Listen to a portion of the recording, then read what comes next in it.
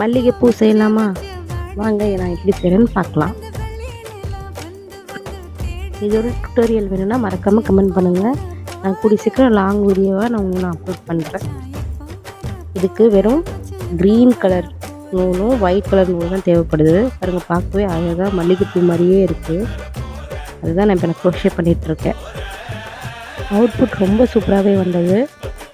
லாஸ்ட்டில் video attach பண்ணியிருக்கேன், அதையும் மறக்காமல் பாருங்கள்.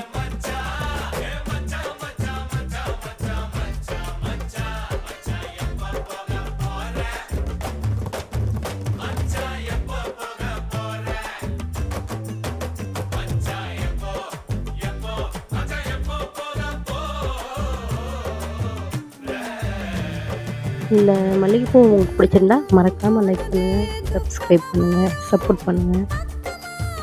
உங்களுக்கு டுட்டோரியல் வேணும்னா கமெண்ட் பண்ணுங்கள். லாங் வீடியோவை நான் போடுறேன். பாய்.